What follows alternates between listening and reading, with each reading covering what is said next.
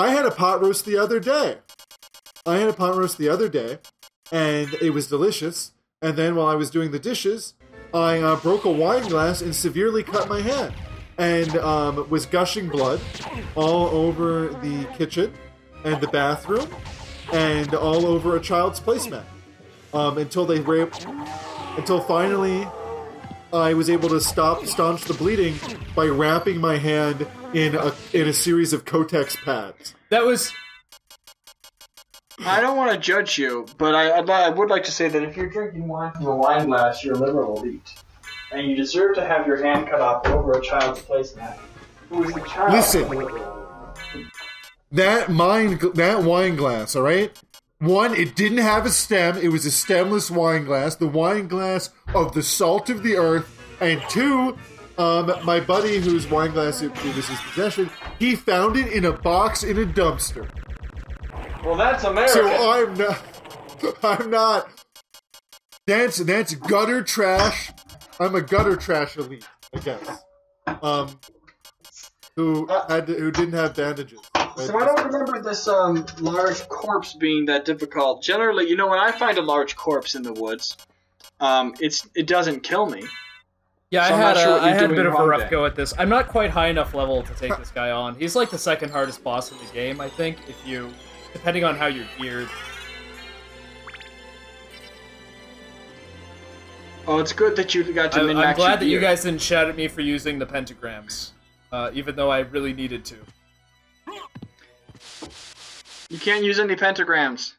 Only use Power of Sire, whatever the hell that does.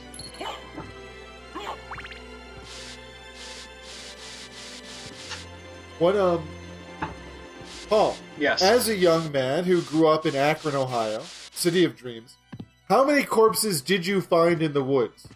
Gotta be at least 3 or 4, right? Well, if you find your meth lab, your basic standard meth lab, will have, 3 or 4, like, within a 100-yard radius from all the people. Now, how many of those are meth addicts, and how many of them are small children that stumbled across the meth lab, opened up like the chemical containers, and died of inhalation poisoning?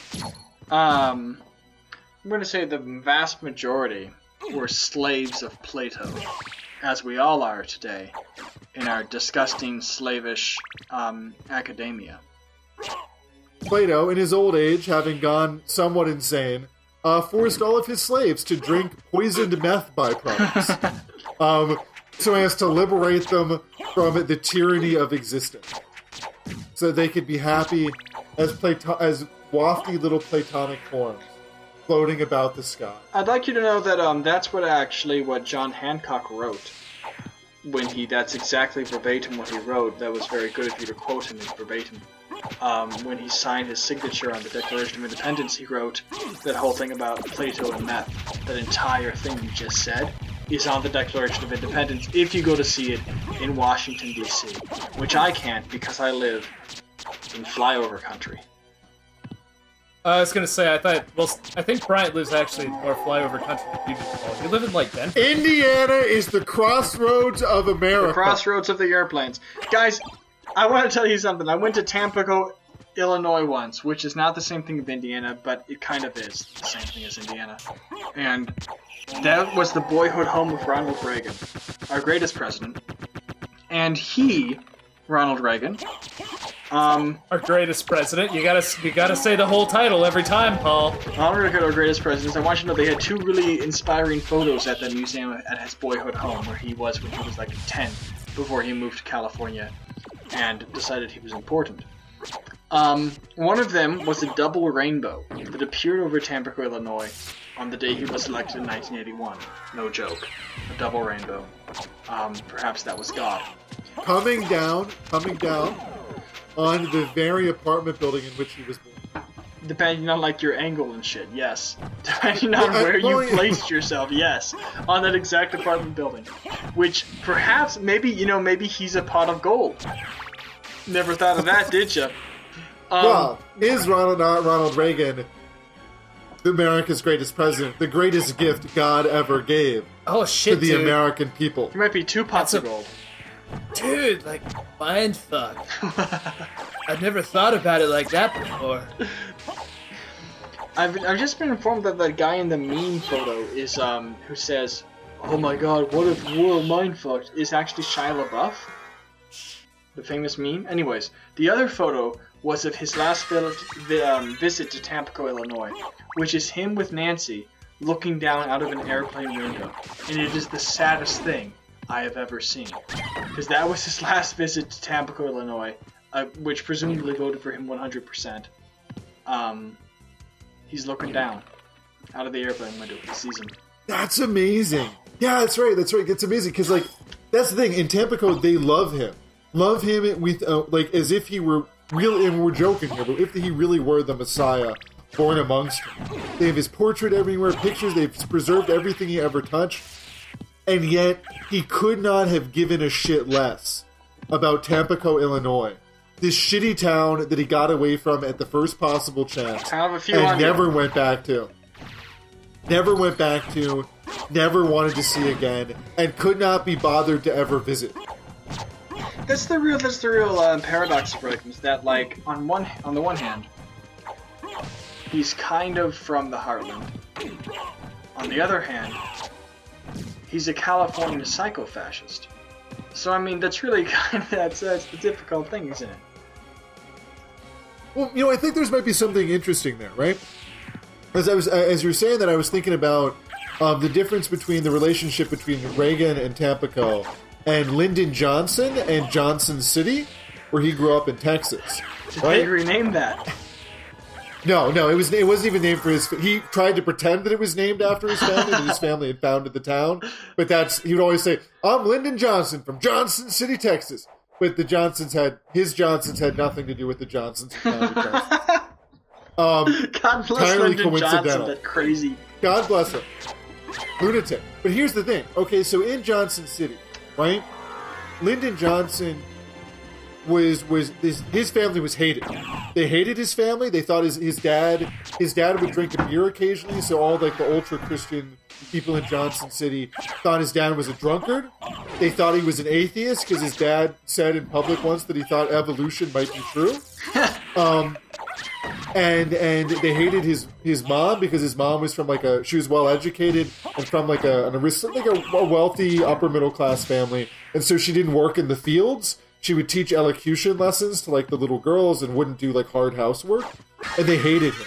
They hated Johnson's dad. They hated Lyndon Johnson. They would say the Johnsons will never amount to anything. They're shit people. They're drunks. They're worthless. They're liars. They suck. And you know what Lyndon Johnson did? Everything he possibly could in his life to earn the love and respect of those people who hated him.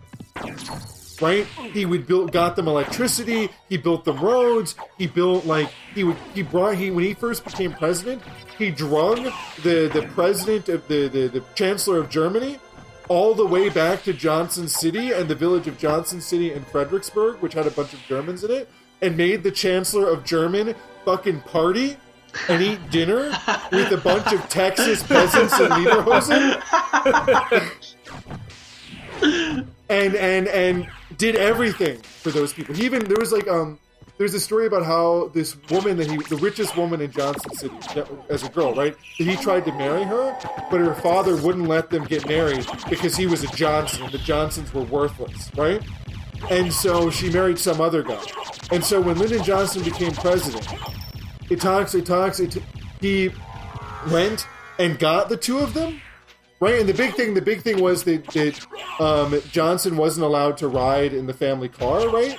And so Johnson realized that he was never going to marry her because the father would let her other boyfriend, who he liked, who was like a shopkeeper in Johnson City, he got to drive the big family nice Buick or whatever, right? So he would just drive around town mocking Lyndon Johnson driving this car. And so when Lyndon Johnson is president, he took the two of them who got married, and he flew Air Force One to Austin and put them on the plane and flew them the fuck around in Air Force One. Wow. To show, yeah, right? And so he's constantly trying to earn the love of those people, right? To prove, listen, you thought I was scum? I am great. And you look at, Ronald Reagan, the people of Tampico worship the ground he walks on. right, would die for him, would probably 9 out of 10 children born in that town are named Ronald or Reagan, and yet, or Wilson, and 666, and yet he could not be bothered to do anything for them. He had their love, and therefore it was nothing. Why? That's the thing. People respond to abuse much better than they respond to you're trying to curry their favor a lot of times. Yeah, but let me ask you a question. Why did they... I was going to say, both my grandmothers, like, I'm very cold and aloof, you know, in the way that I carry myself around my family. Especially, I yell at them a lot, you know, I'm not particularly affectionate. And yet I am the most loved grandchild. I don't really understand it. The trick is just misanthropy. You have to hate everyone in your family, and then they'll love you. Now, why did they hate the Johnsons there? Were they some kind of, like, liberal elites who were, like, educated and from a different culture that they thought might be looking down on them? It was... This is a thing that goes back way, way before Lyndon Johnson was ever born. But the Johnsons were, like... The initial Johnsons, right? They got real rich in the cattle drives of the 1800s. Whatever that is. And got real uppity.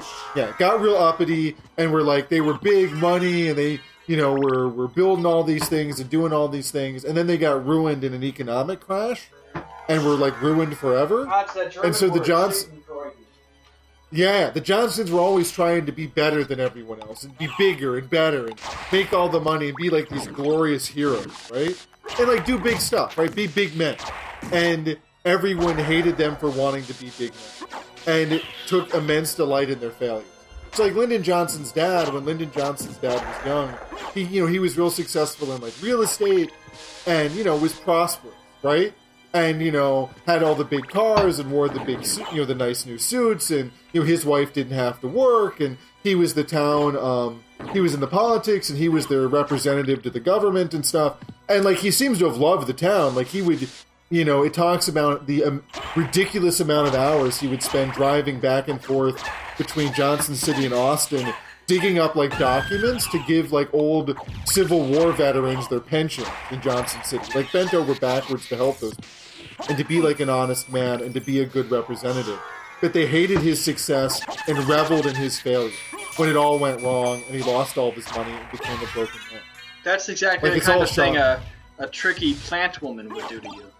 Speaking of tricky plant women, I'm pretty sure it's been 15 minutes by now.